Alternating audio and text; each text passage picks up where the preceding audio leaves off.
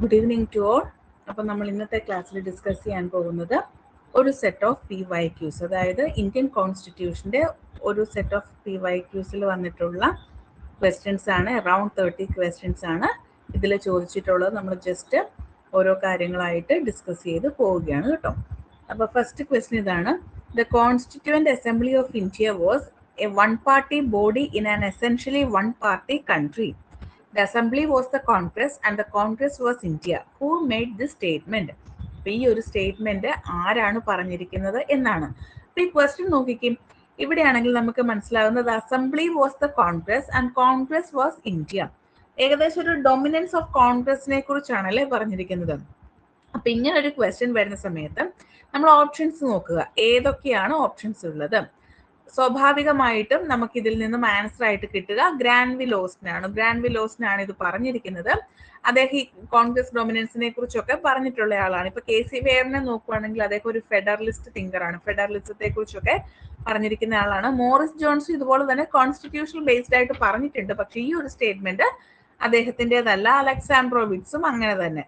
So ഇവിടെ answer ആയിട്ട് വരിക നമുക്ക് ഗ്രാൻവിൽ ഓസ്റ്റിൻ ആണ്. സോ അങ്ങനെ നോക്കുക. രണ്ടാമത്തെ ക്വസ്റ്റ്യൻ ഡയറക്റ്റ് ക്വസ്റ്റ്യൻ ആണ്. നമ്മുടെ പ്രധാനപ്പെട്ട തിങ്കേഴ്സിന്റെ എല്ലാ ബുക്സുകൾ ചോദിക്കാം. അവയുടെ പേരുകൾ പഠിക്കുക എന്നുള്ളത് ഇമ്പോർട്ടന്റ് തന്നെയാണ്. നിങ്ങൾ ഇനിയിപ്പോൾ ഇയർ സ്കിപ്പ് ചെയ്താലും എന്ത് ചെയ്യുക, ബുക്കുകളുടെ പേരും ഓഥറിന്റെ പേരും പഠിക്കേണ്ടതാണ്. സോ ദ ക്വസ്റ്റ്യൻ എന്താണ്? The author of the book democracy and illusion. Democracy and illusion എന്ന് പറയുന്ന ബുക്ക് എഴുതിയിട്ടുള്ളത് option A Robert Nozick, option B John Plamenatz, option C David Held, option D Leo Strauss. ഇതിന്റെ answer ആയിട്ട് വരിക option B ആണ് കേട്ടോ. The next direct question ആണ്: the committee on revitalisation of Panchayat Raj institutions for democracy and development was popularly known as. അപ്പൊ revitalisation of Panchayat Raj institutions എന്ന പേരിൽ അറിയപ്പെടുന്ന കമ്മിറ്റി ഏതാണ്? GVK റാവു കമ്മിറ്റിയാണോ, അശോക് മേത്ത കമ്മിറ്റിയാണോ, LM സിംഗ്വി കമ്മിറ്റിയാണോ, ദയാ ചൗബെ കമ്മിറ്റിയാണോ? നമ്മൾ ഓൾറെഡി നമ്മുടെ ക്ലാസ്സസിൽ ലോക്കൽ സെൽഫ് ഗവൺമെന്റിന്റെ ക്ലാസ്സസിൽ നമ്മൾ ഡിസ്കസ് ചെയ്തതാണ്. Answer is LM Singhvi committee. Okay, next question ആയിട്ട് വരിക: the maximum number of votes which can be cast in an electronic voting machine. ഒരു EVM മെഷീനിൽ രേഖപ്പെടുത്താവുന്ന വോട്ടുകളുടെ മാക്സിമം നമ്പർ എത്രയാണ്? ഇതൊരു ഫാക്ച്വൽ ക്വസ്റ്റ്യൻ ആണ്. നമുക്ക് ആൻസർ അറിയാമെങ്കിൽ മാത്രമേ ചെയ്യാൻ പറ്റത്തുള്ളൂ, അല്ലെങ്കിൽ നമുക്കൊരു ഗസ് നടത്താമെന്ന് മാത്രമേ ഉള്ളൂ. സോ ഇവിടെ ഓപ്ഷൻസ് ആയിട്ട് തന്നിട്ടുള്ളത് 5000 votes, 4820 votes, 3840 votes, none of these. അപ്പൊ ഇവിടെ ആൻസർ ആയിട്ട് വരിക 3840 വോട്ട്സ് ആണ് കേട്ടോ. The next question: the Lok Sabha Secretariat comes under the direct supervision of dash. അപ്പൊ ലോക്സഭ സെക്രട്ടേറിയറ്റ് ആണ് അല്ലെ. ലോക്സഭ സെക്രട്ടേറിയറ്റ് എന്ന് പറയുമ്പോൾ അത് ആരുടെ കീഴിലായിരിക്കും? Speaker of ലോക്സഭയുടെ കീഴിലായിരിക്കും. ബാക്കിയുള്ളവരുടെ കീഴിലൊന്നും അല്ല. ലോക്സഭ സെക്രട്ടേറിയറ്റ് സ്പീക്കർ ഓഫ് ലോക്സഭയുടെ കീഴിൽ തന്നെ ആയിരിക്കും എന്നുള്ളതാണ്. ദെൻ അടുത്തൊരു അസേർഷൻ റീസൺ ക്വസ്റ്റ്യൻ ആണ്: the Supreme Court of India is bound by its own judgements and the highest court binds all subordinate courts by its own judgements. അപ്പൊ ഇവിടെ നോക്കിക്കഴിഞ്ഞാൽ നമുക്ക് മനസ്സിലായി ഈ രണ്ട് സ്റ്റേറ്റ്മെന്റുകളും കറക്റ്റ് ആണ്. പക്ഷെ ഇത് ഫസ്റ്റ് സ്റ്റേറ്റ്മെന്റ് സെക്കൻഡ് സ്റ്റേറ്റ്മെന്റുമായിട്ട് ഒരു റിലേഷൻ ഉണ്ടോ എന്ന് ചോദിച്ചാൽ നമുക്കത് കാണാൻ സാധിക്കത്തില്ല അല്ലെ. So the answer will be both A and R are true, but R is not the correct explanation of A എന്നുള്ളതാണ്. The next question നോക്കാം. Next question: which British Act is known as the Act for the Good Governance of India? ക്ലാസ്സിൽ നമ്മൾ discuss ചെയ്തതാണ് good governance. Good governance എന്ന് ഇവിടെ പറയുമ്പോൾ which means എന്താണ്? അതുവരെ അവിടെ ഉണ്ടായിരുന്ന ഒരു മോശം ഭരണമാണ് എന്നുള്ളതല്ലേ. അപ്പൊ ഒരു ഭരണത്തിൽ നിന്നും മറ്റൊരു ഭരണത്തിലേക്കുള്ള മാറ്റമാണ് അല്ലെ. അങ്ങനെ ഒരു മാറ്റം ഇവിടെ സംഭവിച്ചിരിക്കുന്നത് എപ്പോഴാണ്? ബ്രിട്ടീഷ് ഈസ്റ്റ് ഇന്ത്യ കമ്പനിയിൽ നിന്നും ക്രൗണിന്റെ ഡയറക്റ്റ് അണ്ടറിലേക്കുള്ള ഒരു റൂളിംഗ് ആണ് ഇവിടെ ചേഞ്ച് ആയിട്ട് വന്നിട്ടുള്ളത്. അങ്ങനെയാണെങ്കിൽ ബ്രിട്ടീഷ് ഈസ്റ്റ് ഇന്ത്യ കമ്പനിയിൽ നിന്നും ക്രൗൺ ഡയറക്റ്റ് റൂൾ ആകുന്നത് ഏത് ഇൻസിഡന്റോട് കൂടിയാണ്? ഫസ്റ്റ് വാർ ഓഫ് ഇൻഡിപെൻഡൻസോട് കൂടിയാണ് അല്ലെ. ഫസ്റ്റ് വാർ ഓഫ് ഇൻഡിപെൻഡൻസ് 1857 ആണ്. അങ്ങനെയാണെങ്കിൽ അതിന് നെക്സ്റ്റ് ഇല്ലെങ്കിൽ അതിനടുത്തടുത്തുള്ള ഏതെങ്കിലും ഒരു വർഷത്തെ കാര്യമായിരിക്കുമല്ലോ. സോ ആൻസർ എന്ന് പറഞ്ഞാൽ government of India act of 1858. അങ്ങനെ ഒന്ന് ഓർത്താൽ മതി. Good governance, change from one two another. So അത് ഏതാണെന്നൊന്ന് ജസ്റ്റ് തിങ്ക് ചെയ്താൽ മതി, നമുക്ക് ആൻസർ കിട്ടും. ഓക്കെ, ഇനി നോക്കിക്കേ, union of Trinity. Union of Trinity, Trinity എന്ന് വെച്ചാൽ 3 എന്ന ഐഡിയ അവിടെ വരുന്നുണ്ട്. ഈ യൂണിയൻ ഓഫ് ട്രിനിറ്റി എന്ന് പറയുന്ന സ്പീച്ച് ആരാണ് പറഞ്ഞിട്ടുള്ളത് എന്നാണ് ക്വസ്റ്റൻ ആയിട്ട് വന്നിട്ടുള്ളത്. ആൻഡ് ഇതില് കോൺസ്റ്റിറ്റ്യൂഷണൽ സ്പീച്ചസിന്റെ അണ്ടറിൽ വരുന്നതാണ് നമ്മുടെ ഡോക്ടർ BR അംബേദ്കറിന്റെ സ്പീച്ചാണ് യൂണിയൻ ഓഫ് ട്രിനിറ്റി എന്ന് പറയുന്നത്. ലിബർട്ടി, ഇക്വാളിറ്റി, ഫ്രെറ്റേണിറ്റി, ഈ 3 കോൺസെപ്റ്റുകൾക്ക് എംഫസിസ് നൽകിക്കൊണ്ട് അല്ലെങ്കിൽ ഇമ്പോർട്ടൻസ് നൽകിക്കൊണ്ട് അദ്ദേഹം നടത്തിയ ഒരു സ്പീച്ചാണ് യൂണിയൻ ഓഫ് ട്രിനിറ്റി എന്ന് പറയുന്നത്. സോ ആ കോൺസെപ്റ്റുകൾ ഓർത്തു വെക്കുക, liberty, equality and fraternity. The next question, the 11th schedule to the Constitution of India contains dash items.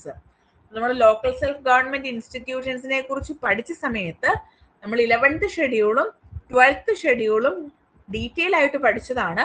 11th ഷെഡ്യൂളിൽ നമുക്ക് 29 ഐറ്റംസ് ആണ് കാണാൻ സാധിക്കുക. നമ്മുടെ റൂറൽ ഗവൺമെന്റുമായി റിലേറ്റഡ് ആയിട്ടുള്ള കാര്യങ്ങളാണ് ഇവിടെ വരുന്നത്, അല്ലേ? ഇനി നെക്സ്റ്റ് ആയിട്ട് വരുന്നത്, next question, the 6th schedule to the Constitution of India makes special provisions in regard to the administration of tribal areas in dash. അതായത് നമ്മുടെ ഇന്ത്യൻ കോൺസ്റ്റിറ്റ്യൂഷന്റെ 6ാമത്തെ ഷെഡ്യൂളിൽ പറഞ്ഞിട്ടുള്ള സ്പെഷ്യൽ പ്രൊവിഷൻസ്, അതായത് ചില ട്രൈബൽ ഏരിയാസിന് സ്പെഷ്യൽ പ്രൊവിഷൻസ് നൽകുന്നുണ്ട് എന്ന് നമ്മൾ ഫെഡറലിസം പഠിച്ചിരുന്ന സമയത്ത് പറഞ്ഞിരുന്നു. അപ്പോ അത് ഏതൊക്കെ സ്റ്റേറ്റുകൾക്കാണ് കൊടുക്കുന്നത്? ഒരു ഇമ്പോർട്ടന്റ് ക്വസ്റ്റ്യൻ ആണ്, എപ്പോഴും ഓർത്ത് വെച്ചേക്ക്, റിപ്പീറ്റഡ് ആയിട്ട് ചോദിച്ചിരിക്കുന്ന ഒരു ക്വസ്റ്റ്യൻ ആണ്. ഫസ്റ്റ് ഓപ്ഷൻ ആയിട്ട് വരിക ആസാം, മേഘാലയ, ത്രിപുര, മിസോറാം. രണ്ടാമത്തേത് Assam, Meghalaya, Nagaland, Manipur. Third one Tripura, Manipur, Arunachal Pradesh, Meghalaya. Option D Nagaland, Assam, Tripura, Arunachal Pradesh. ഇതിൽ ആൻസർ എന്ന് പറയുന്ന ഓപ്ഷൻ എ ആണ്, ആസാം, മേഘാലയ, ത്രിപുര, മിസോറാം. ഓക്കെ, പഠിച്ചു വെച്ചേക്കു കേട്ടോ. The next question, a writ issued by a court to some inferior authority to transfer the matter to it or to some other superior authority for its proper consideration is called dash. നമ്മൾ writ 5 എണ്ണം ഉണ്ടെന്ന് പറഞ്ഞ് പഠിച്ചിരുന്നു, അല്ലേ? Habeas corpus, certiorari, mandamus, quo warranto, prohibition എന്നൊക്കെ പറഞ്ഞ നമ്മൾ 5 റിട്സുകൾ, അവ എന്താണെന്നൊക്കെ ഡീറ്റെയിൽ ചെയ്ത് പഠിച്ചിരുന്നു. അപ്പം ഇവിടെ പറഞ്ഞിരിക്കുന്ന എന്താണ്? ഒരു ഇൻഫീരിയർ അതോറിറ്റിയോട് ഒരു സുപ്പീരിയർ അതോറിറ്റി ഒരു കേസ്, ഒരു പർട്ടിക്കുലർ കേസ് അല്ലെങ്കിൽ ഒരു പർട്ടിക്കുലർ മാറ്റർ ഹയർ അതോറിറ്റിക്ക് ട്രാൻസ്ഫർ ചെയ്യാൻ പറയുന്നു, ഇല്ലെങ്കിൽ ഹയർ അതോറിറ്റിയുടെ പ്രോപ്പർ കൺസിഡറേഷന് വെക്കണം എന്ന് പറയുന്ന റിട്ട് ഏതാണ്? So the answer will B certiorari. Then the constitutional case which prompted the Parliament of India to enact 24th Constitutional Amendment Act. നമ്മൾ എല്ലാ കോൺസ്റ്റിറ്റ്യൂഷണൽ അമെൻമെന്റ് ആക്ടുകളും പഠിച്ചതാണ്. 24th Constitutional Amendment Act ഏത് കേസുമായി ബന്ധപ്പെട്ടിരിക്കുന്നു? അത് നമ്മുടെ ഗോലക്നാഥ് കേസുമായി ബന്ധപ്പെട്ടിട്ടുള്ളതാണ്. ഓക്കെ, നെക്സ്റ്റ് ആയിട്ട് പറയുന്നത്, which of the following pairs is wrong? താഴെ പറയുന്നവയിൽ ഏത് പെയർ ആണ് റോങ് ആയിട്ടുള്ളത്? ഒന്നാമത്തേത് ആർട്ടിക്കിൾ 243J ആണ്. അത് ഓഡിറ്റ് അക്കൗണ്ട്സ് ഓഫ് പഞ്ചായത്ത് ആണെന്നാണ് പേരിൽ തന്നിരിക്കുന്നത്. അടുത്തത് ആർട്ടിക്കിൾ 243Z ആണ്. അത് കമ്മിറ്റി ഫോർ മെട്രോപൊളിറ്റൻ പ്ലാനിംഗ് ആണ്. Article 243K duration of panchayat. Next ആയിട്ട് പറയുന്നത് article 243R composition of municipalities. അപ്പൊ ഇതില് ആൻസർ ആയിട്ട് വരിക ഓപ്ഷൻ സി ആണ്, 243K. 243K എന്ന് പറഞ്ഞാൽ ഇലക്ഷൻ ആണ്, പഞ്ചായത്ത് ഇലക്ഷനുമായി ബന്ധപ്പെട്ടിട്ടുള്ള കാര്യങ്ങൾ ആണ് പറയുന്നത്, ഇല്ലെങ്കിൽ സ്റ്റേറ്റ് ഇലക്ഷൻ കമ്മീഷനെ കുറിച്ചാണ് പറയുന്നത്. സോ ഡ്യൂറേഷൻ ഓഫ് പഞ്ചായത്ത് അല്ല 243K എന്ന് പറയുന്നത്. അതാണ് അവിടെ റോങ് പെയർ ആയിട്ട് വന്നിട്ടുള്ളത്. Okay, the next question, who among the following described Quit India movement as irresponsible and insane? Quit India movement irresponsible ആണ്, ഇൻസെയിൻ ആണ് എന്ന് പറഞ്ഞിരിക്കുന്നത് താഴെ പറയുന്നവയിൽ ആരാണ്? Doctor BR Ambedkar, MM Roy, Muhammad Ali Jinnah, Ram Manohar Lohia. നമുക്കറിയാം ഇവിടെ ഒരു റാഡിക്കലിസം ഒക്കെ ഫോളോ ചെയ്യുന്ന ആൾ MM റോയ് ആണ്, അല്ലെ? So the answer will B MM Roy. Then who among the following argues that only those parties should be counted as part of the party system that have either coalition potential or blackmail potential? അപ്പൊ ഇത്തരത്തിലുള്ള സ്റ്റേറ്റ്മെന്റ്സുകളൊക്കെ നിങ്ങൾക്ക് question ചോദിക്കാം. പക്ഷെ അതെല്ലാം നമ്മൾ out of the ബോക്സിൽ കുറച്ച് സ്റ്റേറ്റ്മെന്റുകൾ തന്നെ ഉൾപ്പെടുത്തി തരുന്നതായിരിക്കും. ഇവിടെ ആൻസർ ആയിട്ട് വരിക സർദോരിയാണ് കേട്ടോ. സർദോരിയാണ് ഇവിടെ ആൻസർ ആയിട്ട് വരിക, ഓർത്ത് വെച്ചേക്കുക. ഓക്കെ, ദെൻ അടുത്ത ക്വസ്റ്റ്യൻ നമ്മൾ ഓൾറെഡി ഡിസ്കസ് ചെയ്തതാണ്. The office of collector was created in India by ഏത് പ്രഭു അല്ലെങ്കിൽ ഏത് ലോർഡാണ്, ഏത് ഗവർണർ ജനറൽ ആണ്? Warren Hastings, Dalhousie, Cornwallis, Ripon. ഇതിൽ ആൻസർ ആയിട്ട് വരിക എന്താണ്? വാരൻ ഹേസ്റ്റിങ്സ് ആണ് അല്ലേ. The next question, which of the following pairs is wrongly matched? താഴെ പറയുന്നവയിൽ ഏത് പെയറാണ് തെറ്റായിട്ട് നൽകിയിട്ടുള്ളത്? ഒന്ന് Sharad Joshi, farmers movement, Partha Chatterjee, workers movement, Nirmala Deshpande, Gandhian movement, Sunderlal Bahuguna, Chipko movement. അപ്പം നോർമലി നമുക്ക് ഈ ഐഡിയ എല്ലാവർക്കും അറിയാമായിരിക്കും. സുന്ദർലാൽ ബഹുഗുണയാണ് ചിപ്കോ മൂവ്മെന്റുമായി ബന്ധപ്പെട്ടിട്ടുള്ളത്. ഇനി ഈ പാർത്ത ചാറ്റർജിയെ നിങ്ങൾ എവിടെയെങ്കിലും ഒക്കെ കേട്ടിട്ടുണ്ടാകും. ഇദ്ദേഹം നോർമലി വർക്കേഴ്സുമായിട്ട് അസോസിയേറ്റ് ചെയ്തിട്ടുള്ളതല്ല, marginalised sections of the society, ഇല്ലെങ്കിൽ നമ്മൾ ഈ പറയുന്ന എന്താണ് സബാൾട്ടൻ സ്റ്റഡീസ് ഒക്കെ ആയിട്ട് റിലേറ്റഡ് ആയിട്ടുള്ളതാണ് പാർത്ത ചാറ്റർജി.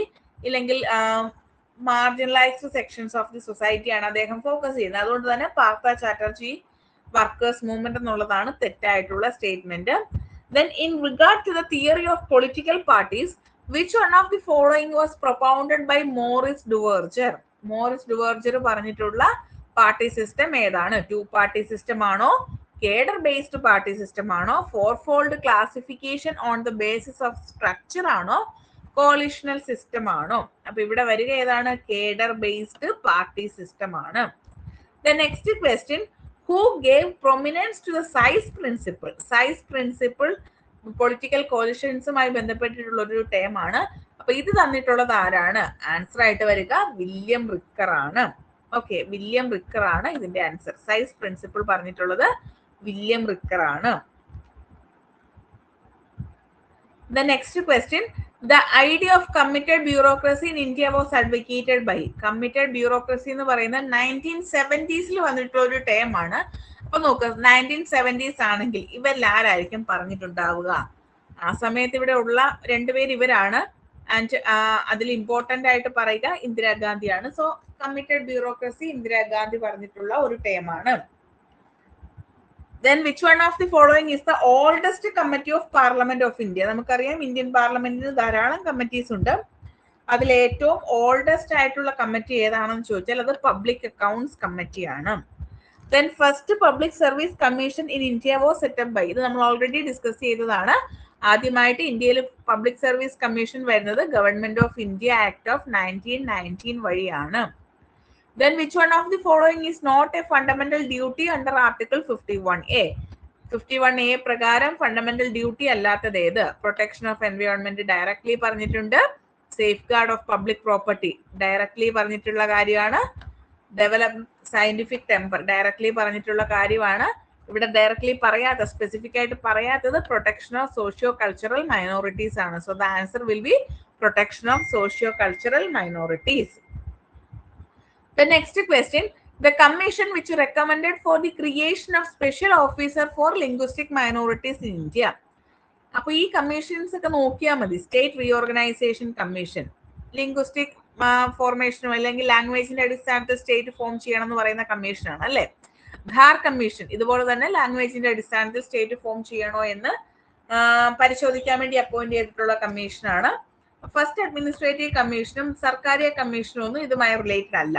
അപ്പൊ നമുക്കിവിടെ നോക്കാം, സ്റ്റേറ്റ് റീഓർഗനൈസേഷൻ കമ്മീഷൻ ആണ് ഇതിന്റെ ആൻസർ ആയിട്ട് വരുന്നതെന്ന് ഓർത്തിരിക്കുക. Then on the basis of executive legislative relationship, governments are classified into. നോക്കിക്കേ, എന്തിനെ കുറിച്ചാണ് ചോദിച്ചിരിക്കുന്നത്? എക്സിക്യൂട്ടീവ് ലെജിസ്ലേച്ചർ റിലേഷൻഷിപ്പ് ആണ്. അങ്ങനെയാണെങ്കിൽ താഴെ പറയുന്നവയിൽ ഏതായിരിക്കും ആൻസർ ആയിട്ട് വരിക? പാർലമെന്ററി ആൻഡ് പ്രസിഡൻഷ്യൽ ആയിരിക്കും അല്ലെ. കാരണം എന്താ? Unitary and federal division of പവേഴ്സിനെ കുറിച്ചാണ് പറയുന്നത്. ഡെമോക്രാറ്റിക് ആൻഡ് നോൺ ഡെമോക്രാറ്റിക് പറയുന്നത് പാർട്ടിസിപ്പേഷൻ ഓഫ് പീപ്പിള്, പ്രിൻസിപ്പിൾസ്, അങ്ങനത്തെ കാര്യങ്ങളെയൊക്കെ ബേസ് ചെയ്തിട്ടാണ്. റിജിഡ് ആൻഡ് ഫ്ലെക്സിബിലിറ്റി പറയുന്നത് അമെൻമെന്റിന്റെ കാര്യത്തിലാണ്. സോ പാർലമെന്ററി ആൻഡ് പ്രസിഡൻഷ്യൽ ആയിരിക്കും ഇവിടുത്തെ ആൻസർ ആയിട്ട് വരിക. The next question, article of the Constitution of India which provides for adult suffrage. നമുക്കറിയാം ആർട്ടിക്കിൾ 324 മുതൽ 329 വരെ ഇലക്ഷനുമായി ബന്ധപ്പെട്ടിട്ടുള്ള കാര്യങ്ങളാണ്. അതിൽ അഡൾട്ട് സഫറേജിനെ കുറിച്ച് പറയുന്നത് ആർട്ടിക്കിൾ 326 സോ ഇതൊന്ന് പഠിച്ചു വെച്ചേക്കണേ. ആർട്ടിക്കിൾ 326 അഡൾട്ട് സഫറേജിനെ കുറിച്ച് പറയുന്നത് എന്ന് ഓർത്ത് വെക്കുക. The next question. The commission which recommended that union government may persuade the state government for constitution of all India service for education. All India service for എഡ്യൂക്കേഷനുമായി relate ചെയ്തിട്ടുള്ളത് ഏത് കമ്മീഷനാണ്? അത് കോത്താരി കമ്മീഷനാണ്. നമ്മൾ പേപ്പർ 1 പഠിക്കുന്നുണ്ട് അല്ലെ Kothari commission. The next question. Indian constitution borrowed from the term equal protection of law. നമ്മുടെ ആർട്ടിക്കിൾ 14 രണ്ട് ടേംസിനെ കുറിച്ച് പറയുന്നുണ്ട്. ഈക്വാലിറ്റി ബിഫോർ ലോയും അതുപോലെ ഈക്വൽ പ്രൊട്ടക്ഷൻ ഓഫ് ലോയും. ഇക്വാലിറ്റി ബിഫോർ ലോ UK നിന്നാണ്, equal protection of law US നിന്നാണ്. So the answer is USA. Then last question. Which one of the following tax is levied by the union and collected and appropriated by the states in India? Tax levy ചെയ്യുന്ന union government ആണ്, collect ചെയ്യുന്നതാണ് state government എന്നുള്ളത്. അങ്ങനെയുള്ള tax താഴെ പറയുന്നവയിൽ ഏതാണ്? അപ്പൊ ഇവിടെ നോക്കിയ പാസഞ്ചർ ആൻഡ് ഗുഡ് ടാക്സ് അത് സ്റ്റേറ്റ് ഗവൺമെന്റിന്റെ അണ്ടറിലുള്ളതാണ്. എസ്റ്റേറ്റ് ഡ്യൂട്ടി ഇപ്പൊ ഇവിടെ ഇല്ല, അബോളിഷ് ചെയ്തൊരു ടാക്സ് ആണ്. സ്റ്റാമ്പ് ഡ്യൂട്ടി ആണ് ആൻസർ ആയിട്ട് വരിക. ഇതിവിടെ ആപ്ലിക്കേബിൾ അല്ലതാണ്. So the answer will be stamp duty. So സെറ്റിന്റെ ഒരു വർഷത്തെ ക്വസ്റ്റ്യൻ പേപ്പർ, ഒരു ടേമിലെ ക്വസ്റ്റ്യൻ പേപ്പർ, അതായത് വർഷത്തിൽ 2 എക്സാം ഉണ്ട്, അതിലൊരു എക്സാമിലെ ക്വസ്റ്റ്യൻ പേപ്പറിലെ ഇന്ത്യൻ കോൺസ്റ്റിറ്റ്യൂഷന്റെ ക്വസ്റ്റ്യൻസ് ആണ് നമ്മൾ ഇന്നിവിടെ ഡിസ്കസ് ചെയ്തത്. അടുത്തൊരു ക്വസ്റ്റ്യനുമായിട്ട് നമുക്ക് പിന്നൊരു ദിവസം വരാം കേട്ടോ. Okay, thank you.